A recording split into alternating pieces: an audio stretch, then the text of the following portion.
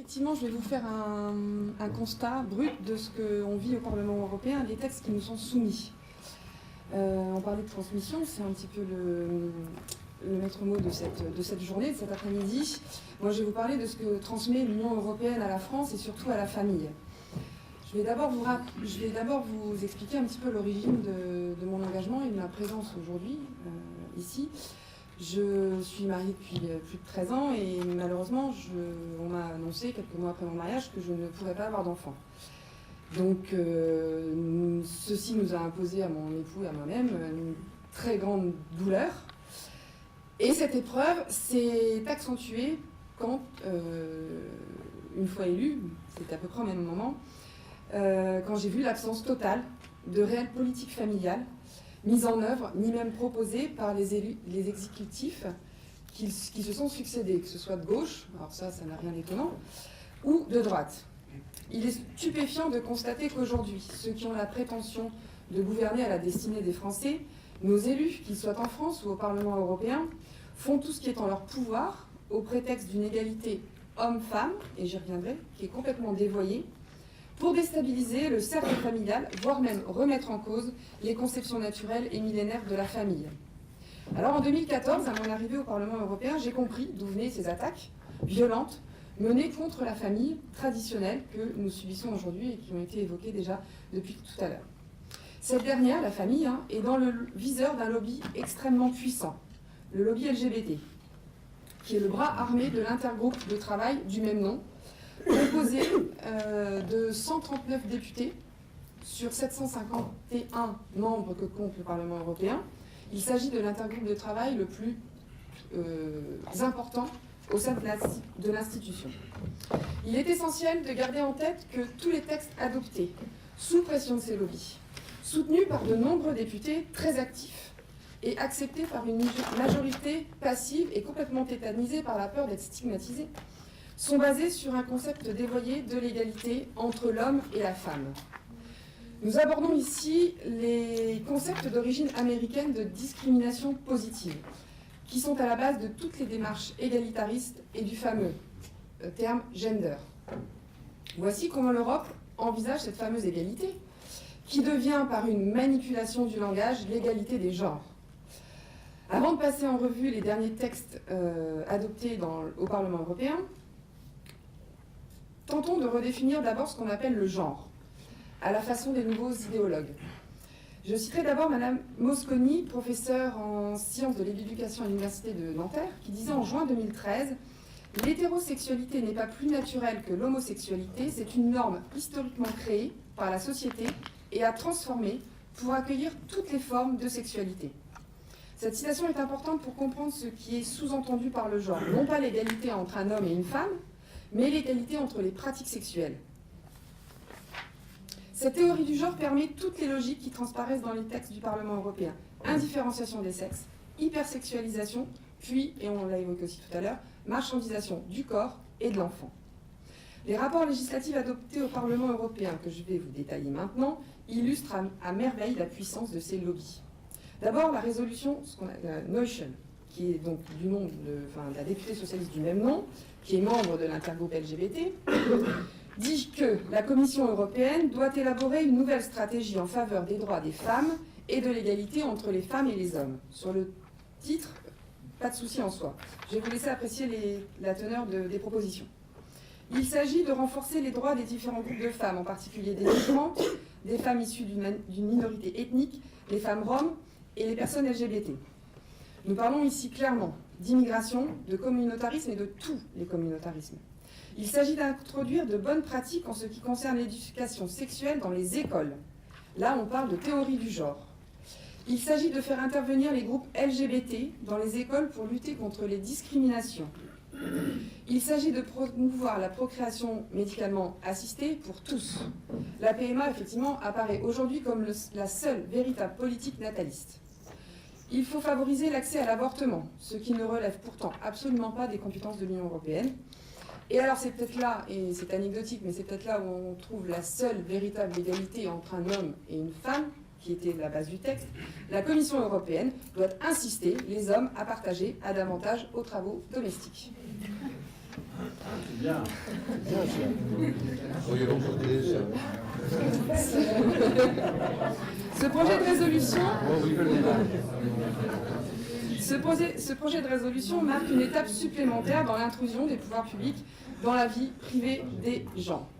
Le deuxième rapport dont je vais vous parler est le rapport Rodrigues, de députée socialiste portugaise du même nom, elle aussi membre de l'intergroupe LGBT. Le rapport demande une intervention de la Commission dans le système éducatif pour s'assurer que toutes les filles et jeunes d'Europe soient soumises à l'idéologie dominante de l'Union européenne grâce à l'école. Quelques exemples de propositions du rapport. Mettre au point des programmes spécifiques pour les filles roms, rendre obligatoire une éducation sur la sexualité pour tous les élèves du primaire, inclure des informations objectives sur les questions LGBTI dans les programmes scolaires, mettre en œuvre des programmes d'éducation sur le genre dans les communautés, surveiller la mise en œuvre des programmes d'égalité en étroite collaboration avec des experts dans les questions de genre et créer un prix européen annuel de l'égalité des genres pour les établissements d'enseignement. Ce texte vise essentiellement à conditionner les jeunes Européens à accepter les minorités via le système scolaire. Cette émancipation par l'école et la nécessité de maintenir scolariser les jeunes filles ne deviennent que des corollaires. D'une part, de l'immigration massive, important des coutumes et des valeurs qui ne sont pas les nôtres, et d'autre part, du pouvoir exagéré des lobbies LGBT auprès des institutions européennes. Le rapport suivant est le rapport Minard, d'une Autrichienne du même nom, députée ALDE et membre également de l'intergroupe. Ce rapport prône l'intégration de la dimension de genre dans les travaux du Parlement européen et présente la stratégie 2016-2019 pour le gender comme essentielle, alors vous me direz pourquoi, pour la protection de l'homme, la croissance économique et la défense de la démocratie. Quelques propositions. Coopération, alors là on parle de commission thématique au Parlement européen. On vous l'a dit, je fais partie de la commission marché intérieur et protection du consommateur. Eh bien, il faudra une coopération entre toutes les commissions thématiques du Parlement en matière de respect de la dimension des genres. La nomination au sein de chaque commission d'un membre responsable à veiller au bon respect de l'égalité de genre. Mise en place de statistiques sur le respect de l'égalité des genres, imposer une véritable neutralité de langage en matière de genre, prévoir la distribution de documentation sur la dimension des genres, avec l'apprentissage des terminologies spécifiques, des évaluations, des formations et des opérations de sensibilisation régulières à l'adresse des députés, de leurs assistants et des conseillers politiques et de tout le système mis en place au Parlement. Mis en place d'un réseau d'intégration de la dimension des genres au Parlement européen et à la Commission avec la nomination d'un rapporteur permanent sur la dimension des genres. Le but de ce rapport, sans clairement le nommer, est de superviser en fait tous les travaux du Parlement européen, afin d'imposer dans tous les textes le concept de genre. Avec ce rapport, voté, c'était pas il n'y a pas très longtemps, c'était en mars dernier, toutes les commissions parlementaires maintenant devront intégrer dans leurs travaux législatifs cette dimension du genre. Et il faut savoir aussi que cette dimension du genre est imposée aussi aux autres États avec lesquels l'Union européenne fait des accords commerciaux. Par exemple, avec le Chili, je suis membre de la délégation parlementaire du Chili, et bien, dans les accords, ils imposent aussi aux pays partenaires cette notion de genre. Leur dernière trouvaille est aujourd'hui, donc elle est dans les tuyaux, on l'a votée en commission il y a 15 jours, est un nouveau rapport de Madame In 't Veld, également membre de l'intergroupe LGBT, sur la création d'un mécanisme de l'Union pour la démocratie, l'état de droit et les droits fondamentaux. Alors là, on passe à un niveau au-dessus, c'est-à-dire que c'est les États qui vont être surveillés. Il s'agit de mettre un dispositif contraignant de contrôle permanent de l'état de la démocratie, de l'état de droit et des droits fondamentaux pour chaque État membre. Alors, le texte prévoit qu'un groupe d'experts européens et non européens, je mets ça aussi entre guillemets indépendants, pourrait avoir la responsabilité d'effectuer des contrôles de conformité. Quand les bureaucrates de Bruxelles évoquent des entorses graves à l'état de droit, ils visent aujourd'hui principalement la Pologne et la Hongrie, qui sont d'ailleurs plusieurs fois mis à l'index par Mme In 't Veld dans son texte. Ce texte aura pour effet de priver tout pays de sa voix au Conseil de l'Europe, c'est-à-dire de son droit de vote. S'il ne se met pas en conformité avec cette vision communautariste de l'état de droit, en particulier en rapport avec tous leurs concepts liés à l'égalité comme le mariage pour les personnes de même sexe ou les droits des LGBT. La Pologne, d'ailleurs, est un bon exemple. Et le bon exemple d'un État dont le gouvernement, élu récemment de manière tout à fait démocratique, est mis au banc de l'intelligentsia européenne bien pensante en raison de ses orientations politiques en matière d'avortement notamment, ou de politique familiale, pourtant désirée par la population, puisque son gouvernement a été élu. Les pressions exercées sur la Pologne ont été d'une virulence extrême, avec l'implication probable d'associations et de fondations liées au mal intentionné financier George Soros, qui n'en est pas à son premier coup d'essai d'ailleurs. Ce texte prévoit d'organiser des sanctions politiques graves à l'encontre de tout gouvernement qui tenterait souverainement de mettre en place une politique jugée bonne pour ses citoyens et réclamée par eux. Remarquez, c'est déjà un petit peu le cas sur divers sujets. Les pays de l'Union européenne devront donc respecter l'état de droit sans avoir eux-mêmes de droit. C'est cela leur concept de démocratie. Les institutions européennes s'expriment de plus en plus sur des sujets qui dépassent de très loin leurs prérogatives et violent régulièrement leur sacro-saint principe de subsidiarité. Mais l'offensive ne s'arrête pas là. Les principes moraux les plus élémentaires sont totalement remis en question et le subversif lobby LGBT souhaite désormais avancer sur le terrain, et on en a parlé tout à l'heure, de la marchandisation de l'humain. On parle ici de GPA. Et ils y mettent les moyens, enfin en tout cas c'est toujours plus simple de le faire avec celui des autres, puisque c'est les moyens des contribuables. Ces charmants députés organisent toutes sortes de déjeuners, de réflexions, de conférences sur cette thématique. Donc la GPA, gestation pour autrui, ou bien moi je préfère la grossesse pour abandon, arrive en fanfare dans les tuyaux. Pour ce faire sont invités une multitude d'intervenants, comme par exemple le docteur De Sutter, transsexuel, directrice d'une clinique pratiquant la GPA, et rapporteur au Conseil de l'Europe du rapport demandant la légalisation de la GPA altruiste. On peut presque parler ici de conflit d'intérêts. Ils font témoigner des mères porteuses, expliquant la beauté de leurs gestes altruistes envers différents couples d'amis homosexuels. La notion d'altruisme est devenue la pièce maîtresse de leur argumentaire. Si ce geste est fait volontairement, par amitié, dirons-nous, alors il est bon. Si au contraire on force les femmes, on les enferme, on en fait des esclaves, Gilbert en parle tout à l'heure, chose inacceptable à leurs yeux, comme les pratiques exercées en Inde, alors le geste est mauvais. Mais dénoncer cela, c'est déjà rentrer dans leur jeu. Car nous savons bien que la question fondamentale n'est pas de savoir si la GPA peut être éthique ou non, mais quelles conséquences elle induit pour les enfants nés et à naître. Il se trouve que dans tous les cas, ces derniers auront deux papas, une maman placenta, une autre maman ovule. On en revient comme à l'accoutumée à la destruction de la famille. À quelle personne l'enfant va-t-il s'attacher?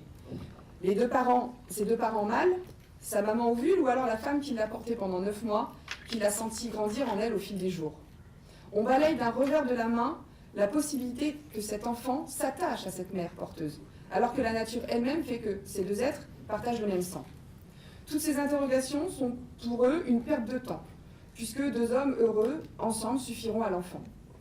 Les seuls propos censés qu'ils tiennent dans ces conférences sur ces enfants et au sujet de ces enfants concernent les questions juridiques. Selon eux, la Charte des droits de l'enfant les oblige à donner un cadre juridique stable à des enfants nés de la GPA. Là, l'enfant retrouve enfin la place centrale qu'il mérite. On s'occupe enfin de lui, mais juste un court instant. Si la protection de l'enfant est louable et nécessaire, il ne faut pas qu'elle devienne le cheval de Troie pour rendre légitime l'acte en soi. En effet, cet argument du cadre juridique n'est là que pour mieux justifier leur volonté d'encadrer juridiquement la GPA afin de mieux la légitimer. Je pourrais vous parler aussi de cet autre déjeuner organisé pour évoquer l'objection de conscience, ou plutôt sa suppression des textes européens.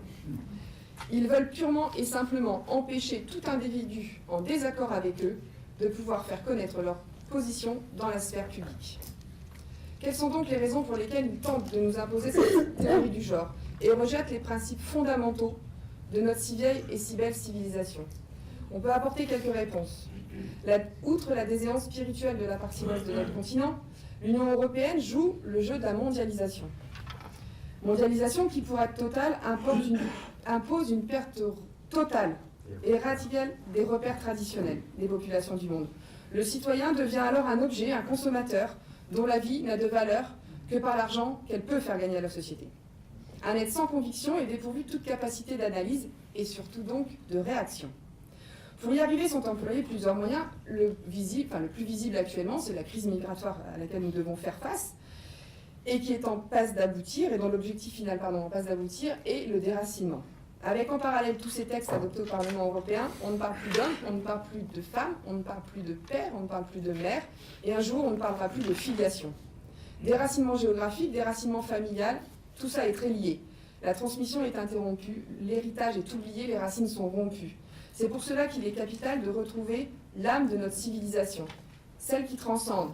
En effet, tout ceci contribue à la disparition de nos valeurs, valeurs qui nous sont inculquées depuis notre plus jeune âge par nos parents. Et toutes ces valeurs qui disparaissent pourraient être, entre autres, un rempart face au combat que l'on mène aujourd'hui, par exemple face à l'islamisme radical. En conclusion, il me paraît de dire que notre boussole doit rester l'enfant. Que voulons-nous lui transmettre? Comment l'enfant qui vient au monde aujourd'hui pourra-t-il se construire? Comment nous, adultes, pouvons-nous le protéger? Les questions à l'enfant et à la famille sont aujourd'hui primordiales. C'est pourquoi elles apportent des réponses. Elles appellent des réponses fortes et claires. Et ces réponses ne peuvent être que politiques. La France, et ça devient urgent, voire vital, doit se doter d'une vraie politique familiale volontariste. Je vous remercie. Les questions. Une. Alors, on voit bien aujourd'hui qu'il y a une véritable volonté de destruction de la famille au sein de l'Union européenne. Mais qui est à la manœuvre? C'est une bonne question. C'est une bonne question. Alors, je vous ai parlé de ce lobby qui est dans tout, et vous le voyez dans tous les textes dont j'ai pu parler, ça va de la petite résolution qui demande des choses jusqu'à superviser les travaux du Parlement européen et voire jusqu'à superviser ce que fait un gouvernement chez lui. Et là, aujourd'hui, j'ai pu assister au débat sur la Pologne. Je peux vous dire qu'aujourd'hui, le grand méchant, c'est le gouvernement polonais, parce qu'il prend des décisions qui ne correspondent pas à leur volonté. Alors, qui est à la manœuvre? Pour nous, aujourd'hui, ce que nous, on peut en voir au Parlement, c'est cet intergroupe relayé par les lobbies. Parce que vous savez qu'au Parlement européen, je ne sais plus combien il y en a, Jean-Luc pourrait peut-être le dire, mais ils sont pléthores. Et donc, qui est à la manœuvre? En tout cas, je ne sais pas. L'analyse que moi, je peux en faire, c'est le fait que ça va au-delà du Parlement européen, au-delà de l'Europe, et qu'effectivement, tout ça a un but mondial, en fait. Et c'est pour ça que je tenais à le dire, parce que aujourd'hui, cette mondialisation qu'on nous impose passe et sera en passe de réussir si l'être humain perd toute notion d'identité, en fait, et de racines, et qu'il oublie ses racines. Donc, vous dire qui exactement, je ne sais pas. Je sais qu'au Parlement européen, ce sont les lobbies qui influent et qu'on voit partout dans les couloirs du Parlement. D'accord, merci. Oui. Oui, alors à ça, existe-t-il des contre-pouvoirs, des oppositions, des réactions? Bonne question. À part les deux À part nous, pas grand monde. À part nous, pas grand monde. On est le seul groupe à être cohérent dans nos votes au sein du Parlement. C'est-à-dire que tout le groupe Europe des Nations et des Libertés, parce que je parle, c'est pas uniquement Front National, mais tout le groupe vote, quand il est question de ces sujets-là, vote contre. Si on veut rester franco-français, les députés, socialistes, il y en a peut-être quelques-uns qui vont s'abstenir, mais en général, ils votent majoritairement pour ces sujets-là. Bon, les Verts et les communistes, je ne les vote pas. En revanche, dans le groupe PPE, donc là où siègent les Républicains, là, c'est assez mitigé. Il y en a, pour le coup, qui ne veulent pas s'exprimer, qui ne veulent pas parce qu'on sait qui a voté quand il y a des votes électroniques. Donc en général, ceux-là ont peut-être tendance soit à avoir une envie pressante, ou ils étaient au téléphone et hop, ils ont loupé le vote. Donc en général, le type a voté avant, a voté après, mais sur cette question-là, n'a pas voté. En revanche, ils sont tous d'accord, c'est que quand le groupe Europe des Nations et des Libertés pose des amendements sur tel ou tel texte. Là, ils sont tous d'accord, ils votent tous contre. Voilà. Absolument.